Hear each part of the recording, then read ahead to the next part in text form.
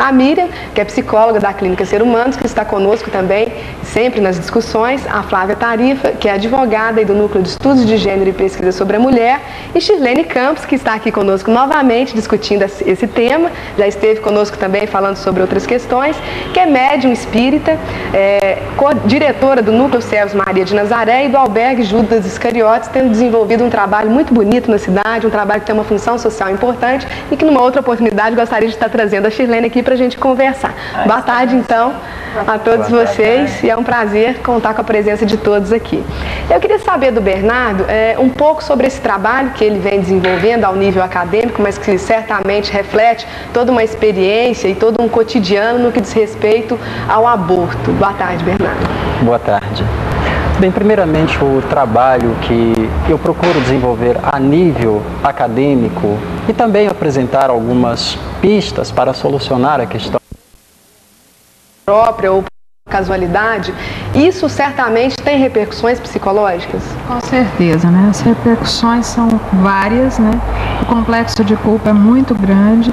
Normalmente essas pessoas, tem algumas que não ficam melhor, depois de realizar um aborto, né? Estão sempre com problemas psicológicos. Outras, atrás de um vem outro e outro. Parece que vão fazendo sem... não sei. Fica fácil, né? Matar depois.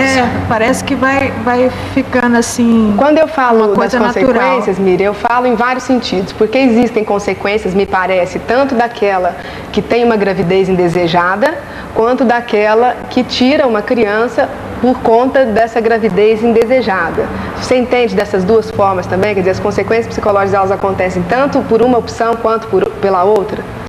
Sim, e eu acho que é sempre uma opção muito difícil, tá?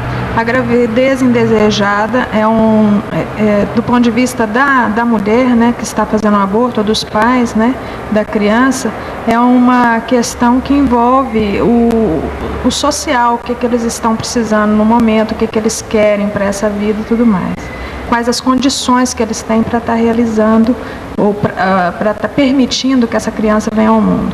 E do ponto de vista daquelas crianças, daqueles abortos que não foram vingados, vamos dizer assim, o que acontece, né, é que essas crianças extremamente rejeitadas têm problemas seríssimos para viver nesse mundo, tá? Então existe o lado psicológico da mãe ou dos pais e o lado da criança que sobrevive a uma tentativa de aborto. Da criança que sobrevive. Isso é o que a gente sabe dos relatos daquelas crianças que viveram e das outras. Daquilo que às vezes fica inconsciente. Isso. Com relação ainda a essa questão psicológica, Miriam, a gente sabe que no Brasil muitos dos abortos são feitos sem menor condições de higiene, com objetos pontiagudos mais variados, utilização de remédios, chazinhos, né, o tal do Citotec. Isso. Foi já divulgado por toda a mídia como um remédio bastante utilizado no caso de abortos, né, e vários objetos. A gente sabe que isso deixa sequelas não só físicas, mas também psicológicas. Porque muitas vezes algumas clínicas clandestinas são verdadeiros açougues. Inclusive é muito normal, né, as pessoas falarem a respeito disso, né? Aqui eu fui naquele açougueiro, são tratadas, né, como, olha, se você soube fazer, né, então agora vai doer mesmo e é para doer, sabe? São tratadas muito desrespeito, né?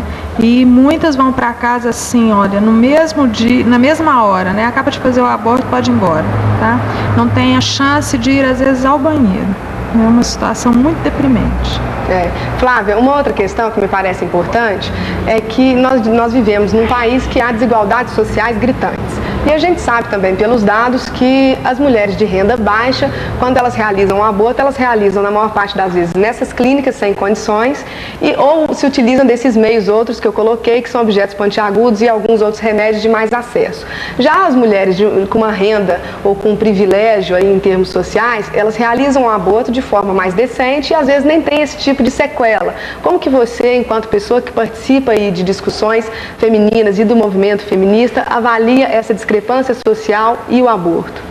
Bom, Cláudia, em primeiro lugar, o que a gente tem que discutir é que o fato de se criminalizar a prática abortiva não é índice de redução dele, não é causa de redução da prática. Quer dizer, não é porque ele é crime ou ele deixa de ser crime que a mulher pratica ou não. As causas para são bem outras. Então, primeiramente... não é à toa que mesmo sendo crime no Brasil, o Brasil é campeão mundial de realização de abortos clandestinos. Esse é o ponto 1. Ponto 1, né? O ponto 2 é que o fato de ser crime irresponsabiliza o Estado por programas de planejamento familiar, o assessoramento dessas mulheres que têm problemas psicológicos e com o trauma do aborto, né, em si, por essas mulheres que têm problemas sociais para praticá-lo, que é o fato, por exemplo, de risco de desemprego, né? A empresa ameaça de deixar essa mulher desempregada. Então, isso irresponsabiliza o Estado e irresponsabiliza a sociedade para agir de outra maneira e impedir o aborto. Então, o que acontece? Acontece que essas mulheres de baixa renda, que tenham, por exemplo, o risco de perder o emprego, então, se ela engravidar, bom, tem lei protetiva, é fiscalizado o cumprimento? Não é.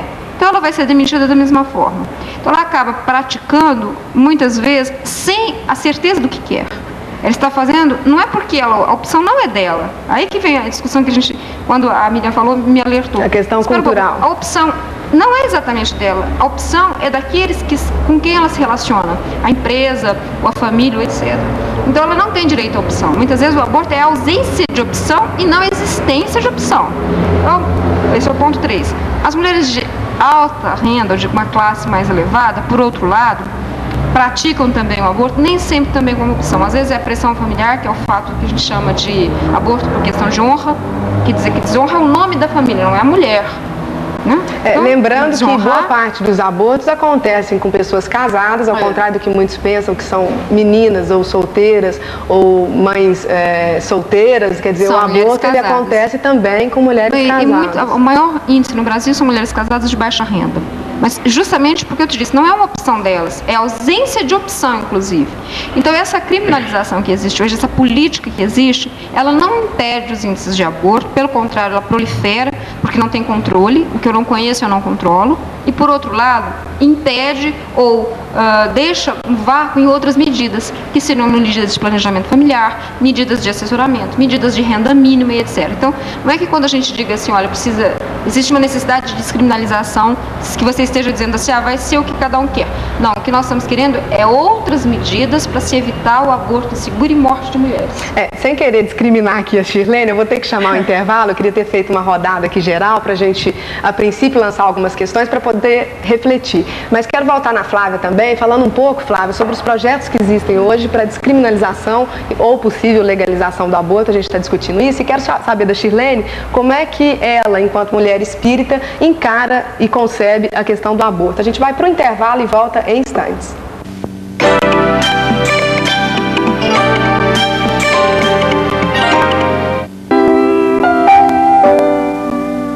Papai sempre vinha direto para casa depois do trabalho. Lembro-me que muitas vezes, depois do jantar, me ajudava com as lições de matemática. Depois que ia dormir, papai ficava trabalhando até tarde. Além da matemática, aprendi também o quanto ele me queria. Daquilo que possamos dar, o de mais valor é o dar de si mesmo. Uma mensagem da Igreja de Jesus Cristo dos Santos dos Últimos Dias. De segunda a sábado, às 19 horas, Jornal Paranaíba. O jornalismo dinâmico, focalizando os mais importantes acontecimentos de Uberlândia e região. Jornal Paranaíba, de segunda a sábado, às 19 horas. Oferecimento Bangi, Banco do Estado de Minas Gerais.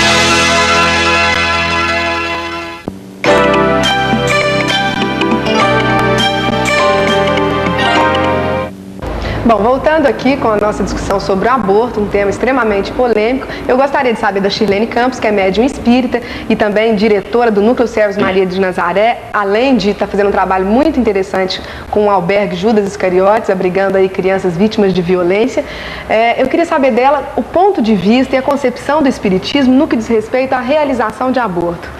Eu quero dizer, Cláudia, que eu não fui discriminada, não. Fui privilegiada pelo seguinte, porque eu posso fazer um apanhado geral de tudo que foi falado. Foi falado anteriormente. Por exemplo, o Bernardo disse que crianças, às vezes, sem cérebro para as pessoas entenderem melhor, ou com pouquíssimo pouquíssimo cérebro, duram às vezes 24, 48 horas. Eu tenho crianças no solar com 7 anos que foram abandonadas, que não possuem cérebro e que tenho 2 casos fantásticos. Uma tem, que é o Tiaguinho, que foi o meu primeiro, tem 7 anos, e a outra tem 3 aninhos. E respondem afetivamente a toque na face, sorrida, gargalhada. Quer dizer, não justificam, sobre hipótese nenhuma, se justifica matar uma criança porque foi constatado no ventre uma anomalia. Porque uma criança normal, ela pode ser hoje atropelada e ficar deficiente mental. E o pai não vai mandar os médicos matarem, seria eutanásia. Então, por que essa criança está dentro do ventre e simplesmente eles vão decretar a pena de morte dessa criança? Eutanásia. Não é matar uma criança que não pode se comportar como nós. E como nós nos comportamos? Qual é o verdadeiro conceito do que é normal hoje em dia? O que é ser normal? Outra coisa é o problema do grande número de pessoas que correm risco de vida por terem praticado o aborto. A partir do momento que ela não tivesse... Só para esclarecer o pessoal em casa, o aborto ele só é permitido em 2 casos, quando a mãe corre risco de vida ou em casos de estupro. Agora, no caso, nesses 2 casos, mesmo no caso de estupro, eu sou contra. Contra a realização do aborto. Sou contra porque eu vi um caso fantástico, eu presenciei um caso fantástico de uma mocinha que, terminando o namoro com um rapaz, ela foi estuprada por ele. Ele falou, então você agora vai para outro, mas não vai virgem. E ela engravidou, não teve coragem de falar com a mãe, engravidou. Essa menina, nem ela nem os pais quiseram a criança. A criança nasceu com uma manchazinha no peito de sangue. E eles deram uma medalhinha de Nossa Senhora e entregaram no Rio de Janeiro para as irmãs que tinham um orfanato essa criança. Passou 5 anos, essa moça, ela olhando várias crianças que estavam num jardim, ela olhou uma criança lá e se apaixonou pelo menininho, com os olhinhos vivos, sabe? Parecia 2 azeitoninhas, aquela coisinha fofa.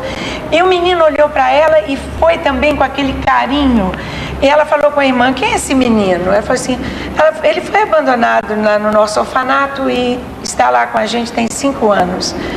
Ela tinha 15, estava com 20, exatamente. Falou assim, mas ele está para adoção? Ela falou assim, não, mas todos que... ele, por incrível que pareça, ele é lindo, inteligente, um menino simpático, mas ninguém quis adotá-lo ainda. Ela falou, mas que vontade de adotar o menino. Ela falou, vocês não têm nenhuma referência da mãe, nada? Eu falei, não. Ele só chegou com uma medalha de Nossa Senhora de Fátima e tem uma manchinha, uma cruzinha no peito de sangue. A moça ali na hora, ela desfaleceu. Porque a criança dela, a única coisa que ela lembrava é que a criança tinha na altura do peito uma manchinha de sangue e tinha colocado, que vá com Virgem Maria, deu, pôs uma medalhinha de Nossa Imaculada Conceição, não, de Nossa Senhora de Fátima e deu. Agora você vê, o destino fez com que essa mulher fosse amar essa criança, fosse se aproximar dessa criança 5 anos depois. Então essa criança não era para ser filho dela? Era. Esse é um caso que eu acho que é significativo. Depois eu gostaria que a Miriam comentasse como é que fica. Não nem falar o nome dela. Ela chama Virgínia, mora no Rio de Janeiro e hoje ela está com essa criança. E a criança é super ajustada. Ela falar, por exemplo, que a criança fica desajustada, tem muitas mães que elas se arrependem de tentar o aborto e depois amam superlativamente a criança. Então a criança passa psicologicamente a ficar muito bem, porque ela é duplamente amada. Amada pelo sentimento de amor e amada pelo complexo de culpa, né? A gente sabe que esse é um caso, mas depois eu queria que a Miriam falasse um pouco como é que fica justamente esse sentimento de rejeição, que a gente sabe que as mulheres que sofrem esse processo de estupro, que é algo do meu ponto de vista, uma das piores violências que existe contra o ser humano. É invasão da alma, mas que, não é do corpo. como é que fica isso? Quer dizer, a mãe não passa isso tudo para a criança também? Depois eu gostaria que a Miriam comentasse um pouco. Mas, Shirlene, voltando ainda à concepção do espiritismo com relação ao aborto, quais as consequências da pessoa que realiza o aborto de acordo com a doutrina espírita? O que acontece? É crime, é assassinato premeditado, assassinato doloso. Em todas as circunstâncias, de acordo com o seu ponto de vista? Meu ponto de vista não, ponto de vista da doutrina e acho que ponto de vista humano também. Porque você viu aquela moça que foi estuprada no hospital em coma. A família permitiu que a criança nascesse. E, no entanto, ela foi estuprada sem nem ter consciência de que estava sendo estuprada. Mas pelo simples fato dela não aceitar o aborto, eles respeitaram a vida. E hoje a criança está lá. Eu acho que essa criança vai ser uma continuação de alegria. Pelo simples fato deles não carregarem a culpa de um crime na alma. E de acordo com a doutrina, ainda a gente sabe que vocês acreditam na reencarnação. Haveria alguma punição, entre aspas, para a pessoa que realizasse o aborto nessa vida, se é que eu posso considerar assim? Além de existir a punição, já existe a punição do remorso, que pode ser tardio, mas chega. Ele sempre chega. Ninguém que comete uma má ação, ele não se arrepende dela, sempre se arrepende. Agora, a punição existe, mas muitas vezes a própria mãe, ela é punida pela perseguição do espírito que foi rejeitado. E que, ao ser, naquele instante, abortado, ele toma consciência, porque o espírito dorme para reencarnar. Ele adormece, ele entra num processo de dormência. E ele desperta diante do crime, do esfacelamento do seu corpo. Então ele sente profundo ódio por aquela pessoa que o rejeitou. Às vezes passa a persegui-la ou perseguir seus filhos. Então é muito comum, às vezes mulher que tem 2 filhos, os filhos dela ficarem muito agitados e criança toda hora nervosa e adoecer e problema. Ela tem um filho, a criança renasce, pronto, é aquela paz. Por quê? Porque o perseguidor passou a ser um componente da família e não um perseguidor da família. Bernardo, você enquanto filósofo, enquanto sociólogo, né, que percebe as questões sociais, e tendo também uma formação enquanto teólogo, como é que você avalia esse quadro colocado pela Shirlene? Lembrando que, historicamente, nem sempre a morte de crianças, do infanticídio, foi considerado um crime. A gente sabe que em alguns momentos na história, inclusive algumas crianças que nasciam com deficiência, eram rejeitadas e jogadas de cima de penhasco. E assim a gente tem uma série de outros exemplos históricos. Eu falo históricos porque é minha área em especial, né? E eu queria saber de você, então, como é que você analisa esse quadro todo e todas essas questões polêmicas que a Shirlene acaba de colocar pra gente. Bem, o primeiro ponto que a Shirlene colocou é o questionamento que eu fiz no início. É a questão se uma criança com uma determinada anomalia fetal tem o direito de viver ou não. Visto que isso é bastante polêmico, principalmente partindo das recomendações da Organização Mundial de Saúde, todo ser humano tem direito à vida, mas uma vida qualitativa, uma vida com qualidade. Então, se todos os segmentos da sociedade hoje procuram qualidade em todos os sentidos, para o ser humano isso seria ponto fundamental, que diz relação à vida e todo o processo de desenvolvimento que ele terá dentro da sociedade. Então ele vai se fazendo pessoa no dia a dia. Agora imagina bem, se para o próprio ser humano, que tem uma condição perfeita de integração social, as condições socioeconômicas já estão difíceis, imagine para uma criança que não terá plena integração dentro da sociedade. Então, as sequelas que ficam para a mesma, eu conheço várias crianças, vários pais que têm criança com uma anomalia, que não é tão aberrante, mas que é a síndrome de Down, que fala, né? É a criança que tem mongolismo. Então, os pais reclamam que parte de sua vida total tem que ser dedicada a essas crianças. Acaba o lazer, a privacidade da família, porque vive somente em função. Todo o restante da vida é praticamente anulado. Então são os próprios pais que perguntam: até que ponto eu devo deixar uma criança desta nascer? Visto que... Isso quando elas têm pais, porque muitas inclusive são rejeitadas pelos pais, ou às vezes os pais morrem e aí o que fazer? É justamente por isso, porque hoje, deixa eu concluir, porque hoje já é possível, por meio da medicina fetal, com toda a tecnologia existente, aconselhamento genético, ultrassom, todos os diagnósticos possíveis, tem como detectar uma doença ainda no útero. Então os pais são informados, né, de que vai nascer uma criança com uma determinada anomalia. Então, o último direito de decidir não cabe à equipe médica que está acompanhando o caso e nem tampouco cabe à sociedade e também ao Estado, mas cabe ao casal decidir se quer ter aquela criança ou não. A opção cabe e é estritamente do casal. Então, por isso que é bastante polêmica essa questão. Eu podia falar, pois não?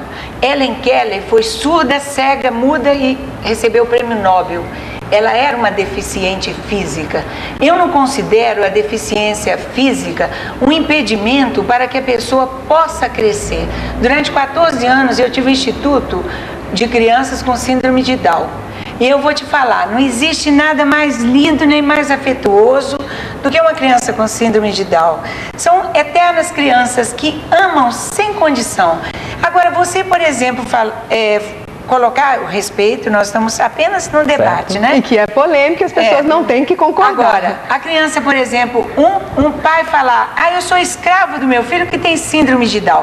No entanto, é uma criança que se diverte diante da televisão, é uma criança que brinca, é uma criança que beija, que abraça. E um filho normal, inteligência alta, que ele é escravo dele porque ele é usuário de droga. Que ele não tem um minuto de paz, que ele não sabe se o filho vai chegar vivo ou se vai chegar morto. E é perfeito, é inteligente, ele deu todas as condições desse filho se realizar. Então, eu que trabalho com deficiente físico, eu te digo, deficiente físico, se ele for preparado, se ele for estimulado, ele pode perfeitamente se tornar muito mais útil do que um que é normal, que tem toda a sua potencialidade, porque isso eu também já vi. Justamente. Eu concordo. Então, por que essas crianças não estão no seio de suas famílias, estão em instituições de caridade? Não, poucas. Pouquíssimas. Eu só tenho com deficiência física, eu não tenho com síndrome de Down. Quando eu tinha com síndrome de Down, elas estudavam comigo. Elas estudavam e iam para casa. E eram profundamente amadas. Olha, eu já vi muitos pais que têm crianças com síndrome de Down não se arrependerem de ter os filhinhos. E se você perguntar, você quer que seu filho morra hoje com pneumonia? Ele não vai querer que essa criança morra. Ele tem pânico de perder aquele filho. Normalmente são mais amados que os outros. Mas aí a tal questão, onde fica o direito de decidir também, né? Quer dizer, é extremamente complicado. Agora, eu não cogito do problema que a pessoa vai decidir. Eu acho que nós não temos direito absoluto da nossa vida a partir do momento em que nossa vida agride a vida do outro. Concordo. Se para eu ter paz, para ter lazer, eu preciso sacrificar a vida de um filho que poderia caminhar na terra e ser uma pessoa útil, alegre, feliz, por que não? Um mongoloide pode ser muito mais feliz do que nós que sofremos tanta pressão. Eles pelo menos não sofrem pressão, são eternos anjos a caminhar na terra. Continuando a linha de raciocínio da Shirlene, o que eu percebo, né, é que o respeito à vida humana, né, e a qualquer pessoa, seja quais forem os seus limites, é muito importante. Então existem os limites físicos, né, as limitações físicas, e existem as limitações psicológicas, né, e de outros níveis também. E todos nós temos que estar atentos a isso, né? A gente está sempre aí falando das possibilidades que as pessoas têm de escolher. E eu não acredito que, havendo a criminalização, tá, que essas pessoas vão ter mais condições para escolher. Pelo contrário, né? Eu acredito que essas pessoas têm condições de escolher na medida em que elas são orientadas a isso, né? Então, tudo deveria ser feito diante de um acompanhamento, para que as pessoas tenham essa opção.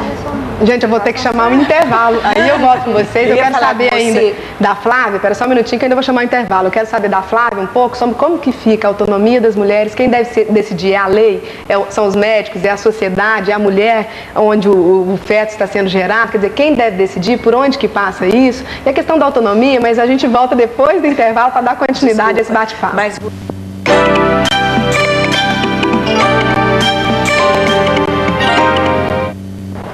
O debate hoje aqui está pegando fogo e que bom, né? Mostra que realmente é um tema polêmico que a gente precisa discutir muitas vezes e não só aqui e nesse espaço, que é um espaço restrito para um tema tão amplo. Eu queria falar com a Flávia agora sobre essa questão da autonomia e as reivindicações do movimento de mulheres que acham que deve acontecer descriminalização do aborto e algumas alas até que deva haver a legalização com possíveis políticas públicas considerando o aborto como um problema de saúde pública, a gente sabe que é o que o movimento tem reivindicado, e não um problema de polícia, para que haja todo um processo de educação e informação para que as mulheres possam decidir. Como é que fica a questão da opção, a mulher decidir sobre o seu próprio corpo e ter autonomia? E os projetos também com relação ao aborto? Bom, Cláudia, primeiramente, quando a gente fala em autonomia, em direito à opção, essa é a base do meu trabalho, você sabe disso, acompanha há muito tempo, é a possibilidade de escolha, né, de opção da mulher. Eu trabalho com a sexualidade, dentro da gama da sexualidade o aborto se inclui como.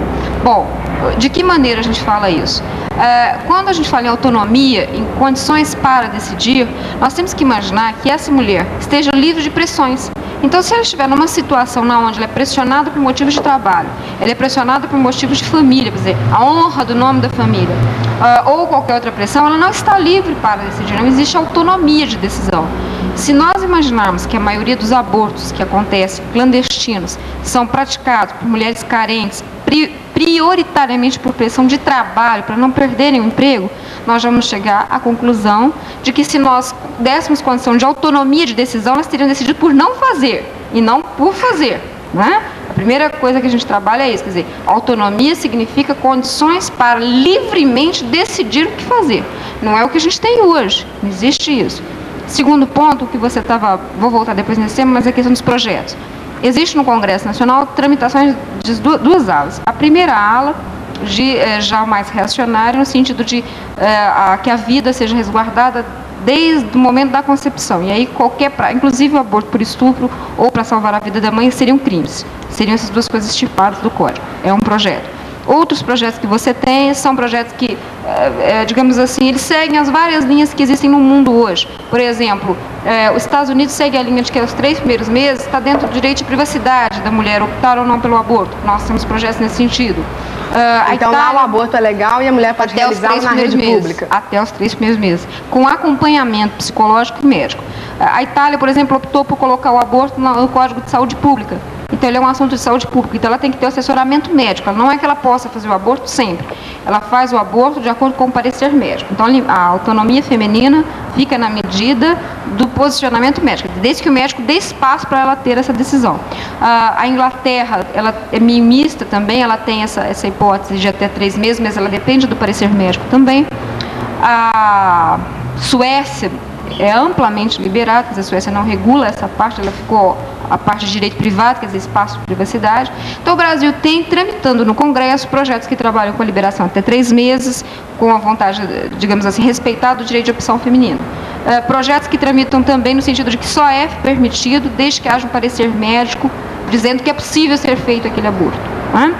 Projetos no sentido de responsabilizar a rede de saúde pública pelos abortos legais, que hoje nem isso existe. A gente tem o Hospital Jabaquara em São Paulo, mas a gente não tem isso estabelecido para poder realizar os abortos que são permitidos em caso de estupro e risco de vida da mãe. E o médico fica numa situação muito difícil, por exemplo, no caso de estupro, porque o médico não pode definir, porque estupro é crime. Ainda que ele veja fisicamente que uma mulher foi estuprada, ele não pode dizer que ela foi. Só um juiz pode dizer. Pode dizer. Tecnicamente falando. Bernardo, eu quero voltar com você com relação à sua pesquisa. Você fez algum levantamento no sentido de verificar que as mulheres que chegam muitas vezes com sequelas de abortos mal feitos nos hospitais e que acabam tendo que consertar aquilo que foi iniciado em casa, né?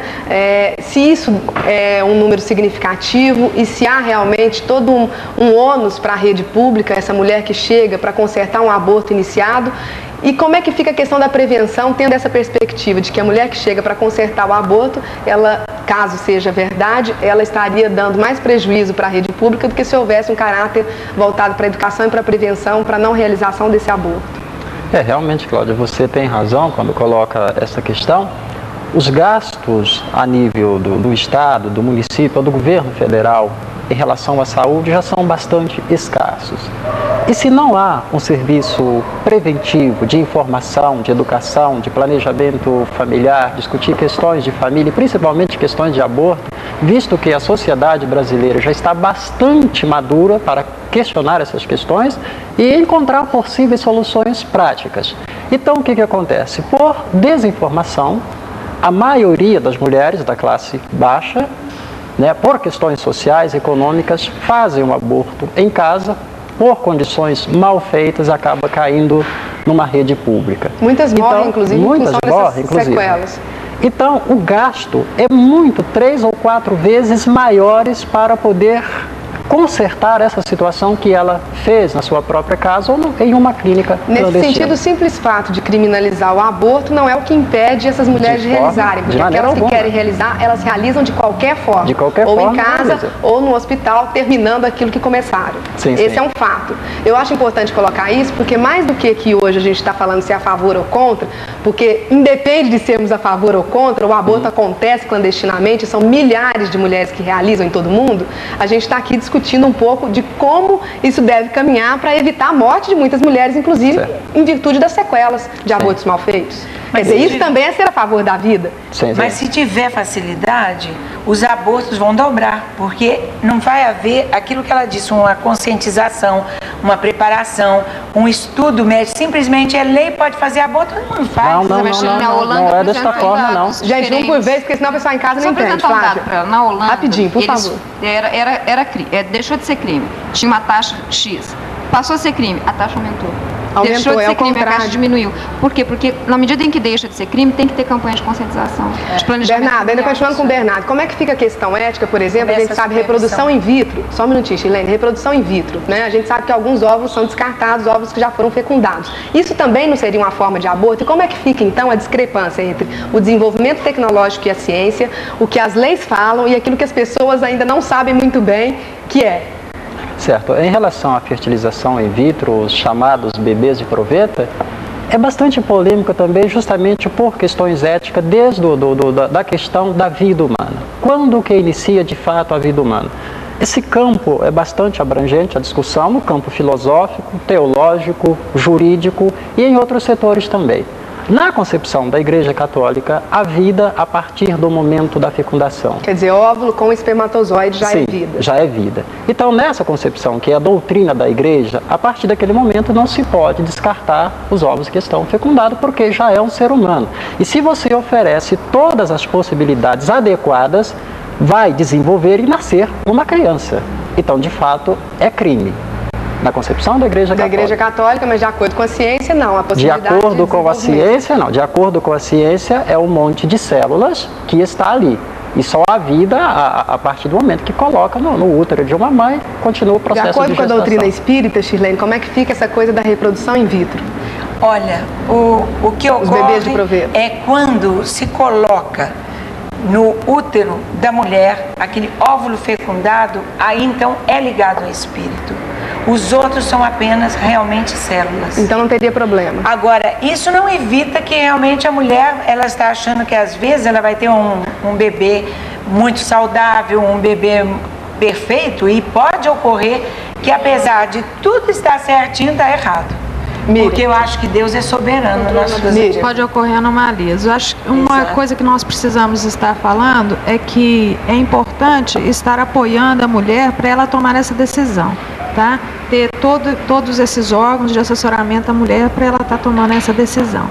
Porque assim também a gente vai estar impedindo a indústria, né, que colabora para que esses fetos sejam tirados, né, para a indústria da morte, para serem reaproveitados. Então nós só vamos garantir realmente que essas mulheres vão receber ajuda a partir do momento que houver assessoramento. Bernardo. Indústria que até na Alemanha se fazia de cosméticos, com bebês, com fetos. Exatamente. Você sabia disso? É importante a gente fazer esse tipo de colocação. Pois Bernardo, com relação ainda ao catolicismo, a gente sabe que existe no Brasil, dentro do catolicismo, a tendência católicas pelo direito de decidir e que são, para alguns contraditoriamente, a favor da descriminalização do aborto, e a gente tem aí como representante a teóloga Ivone Gebara, que foi inclusive afastada pelo Papa da Igreja por defender isso, já que ela trabalhava com mulheres de periferia e percebia que o problema social era inclusive sério, e ela disse que somos um país abortivo porque não dá condições de sobrevivência a todas as pessoas.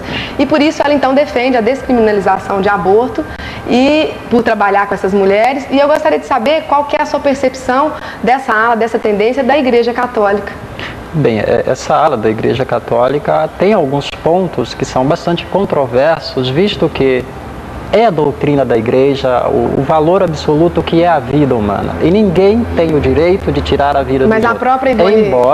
embora haja correntes dentro da Igreja Católica, principalmente de teólogos moralistas, que é o meu caso também, desta área, que são a favor do aborto em determinadas condições. Por exemplo, aborto por estupro, Bernardo Herrmann, aquele grande teólogo alemão, é a favor. Tem o outro, Fuchs, na Espanha, que é a favor. Tem em São Paulo também, eu conheço várias teólogas que estão dentro desse movimento que são favoráveis ao aborto. Agora, visto que é uma questão de cultura de cada lugar, de cada país, cada espaço onde a pessoa está inserida. Se a melhor forma de prevenção é o aborto, né? Agora, tem todo um acompanhamento, não é simplesmente falar é permitido, você vai e faz. Muito pelo contrário, há um acompanhamento antes, durante e depois. E para botar fogo na fogueira, a própria Ivone Gebara coloca que defender a descriminalização do aborto, quer dizer, que ele seja legalizado, inclusive, é uma defesa da vida, porque ela, trabalhando com essas mulheres de periferia, ela percebe que essas mulheres, em virtude das sequelas por terem feito abortos mal feitos, elas morrem. Então, ela defendendo o aborto, ela estaria defendendo a vida dessas mulheres que morrem, que são milhares, a gente sabe aí, os números são subestimados. Quer dizer, é um outro lado da defesa da vida. Eu estou só jogando aqui lenha na fogueira. Gente, nosso tempo infelizmente se esgotou. Eu sei que muito ainda teria para nós falarmos. Eu queria que cada um deixasse a sua mensagem assim em 15 segundos, rapidamente, e prometo que a gente volta novamente com essa discussão para estar aqui elaborando melhor e dar condições do pessoal em casa estar refletindo um pouco sobre esse tema, que é um tema bastante polêmico, e mais do que dizer sim ou não, a favor ou contra, tá falando um pouco dessas dificuldades todas sobre uma prática que é real, que acontece no Brasil todos os dias, que é o aborto. Se você está vivendo emocionalmente um problema desse, que você tem que optar entre a sua vida, a vida de uma criança, você não fique na sua posição. Deixe que Deus fale, deixe a criança nascer assim como você nasceu. Flávia. Bom, o que a gente deixa de final é que o problema da opção e a discussão a respeito de aborto, ela precisa de um tema maior, de um tempo maior, mas que a gente continua trabalhando com a ideia de que, mesmo ainda sendo crime, não afasta a responsabilidade do Estado de assessorar mulheres vítimas de aborto. Miriam. Vamos estar sempre optando pela qualidade de vida. Isso não necessariamente significa acabar com uma pessoa humana, né? Provavelmente é continuar a vida. Bernardo. Para finalizar, a mensagem que eu deixo em relação ao aborto é que é uma questão de saúde pública e que todos os brasileiros devem estar empenhados para trabalhar essa questão como forma preventiva e não como assassinato de crianças de forma alguma. E nesse ponto, a Revista da Cidade está contribuindo. Muito obrigada a todos. Nós encerramos o programa de hoje. Voltamos amanhã com muito mais para vocês. Uma boa tarde.